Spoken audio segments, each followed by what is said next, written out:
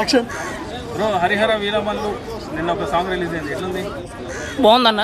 ముఖ్యంగా గతంలో ఒక సాంగ్ అనేది రిలీజ్ అయింది. ఒక రకంగా చెప్పాలంటే కొంచెం మాస్ బీట్ లాగా లిరిక్ టు లిరిక్ ప్రతి ఒక్కడికి కూడా అర్థమయ్యే విధంగా చాలా బాగా వచ్చింది. కీరవాణి గారి సంగీతం అంటే కూడా చాలా బాగుంటుంది. మనం ఆల్రెడీ గతంలో ఆయన ముఖ్యంగా మనకి త్రిబుల్ బాహుబలి వీటికి ఆయన చేసిన సంగీతానికి చాలా మెచ్చుకున్నారు. త్రిబుల్ అయితే ఆయనకి ఆస్కార్ అవార్డు కూడా వచ్చింది. అయితే ఇప్పుడు హరిహర వీరమల్లు కూడా ఆయన చేయడం మ్యూజిక్ అనేది చాలా ప్రొఫెషనల్గా బాగా వినసొంపుగా ఉండే విధంగా బాగా పాడారని చెప్పి మనం అయితే చెప్పుకోవచ్చు.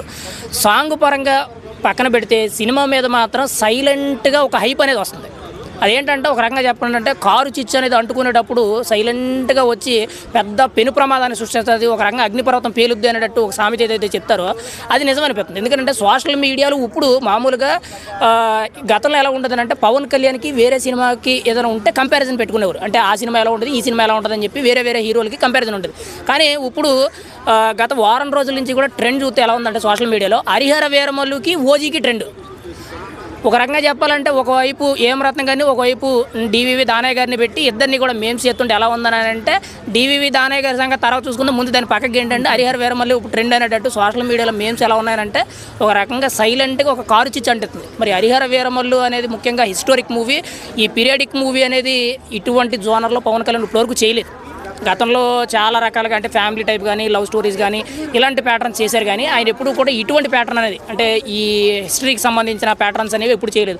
అందులో మళ్ళీ ఇప్పుడు కీలక రోల్ కింద ఆపోజిట్లో ఆయనకి బాబీ డియోల్ గారు చేయడం, నిధి అగర్వాల్ ఏమో హీరోయిన్గా. యాక్చువల్లీ నిధి అగర్వాల్ ఫేమ్ లేదని ఒక చెప్పుకునే హీరో. ఖచ్చితంగా ఈ సినిమాతోనైనా సరే ఆవిడకు ఒక మంచి సక్సెస్ అవుతుందని చూస్తున్నారు. కానీ ఇక్కడ హరిహర వీరమల్లు ప్రాజెక్టు ఇప్పటికి 13 సార్లు డిలే అయింది. ఈ 13 సార్లు డిలే అవ్వడం కేవలం ఒకే ఒక కారణం పవన్ కళ్యాణ్.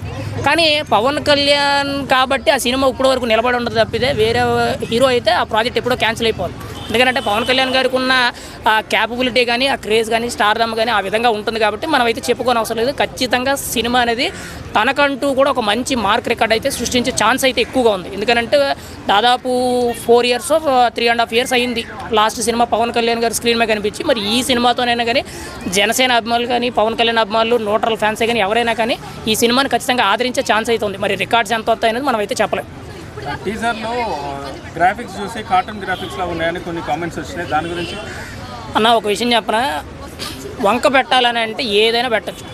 తెల్లటి పేపర్ మీద కూడా కనిపించని నీడను కూడా మచ్చ కింద చూపించే మనుషులు ఉన్నారు. ఇప్పుడు మన వార్ 2 ట్రేజర్ వచ్చింది, అందులో హృతిక్ రోషన్ పక్కన జూనియర్ ఎన్టీఆర్ పనికిరారని చెప్పి కొంతమంది కామెంట్లు పెడతారు. ఇక్కడ ఏంటంటే పని పట్ట ఏముండదు, ఏంటంటే వాళ్ళ వ్యూస్ కోసం మేమ్స్ కోసం కొంత ఫాలోవర్షిప్ కోసం ఇవన్నీ చేస్తూ ఉంటారు. ఇంకా గ్రాఫిక్స్లో ఇప్పుడు పీరియాడిక్ మూవీ తీసినప్పుడు ఒక హిస్టారిక్ మూవీ తీసినప్పుడు దానికి తగ్గ ఎడిటింగ్ చేస్తారు. కానీ 3D కార్టూన్ ఎడిటింగ్ ఎందుకు చేస్తారు?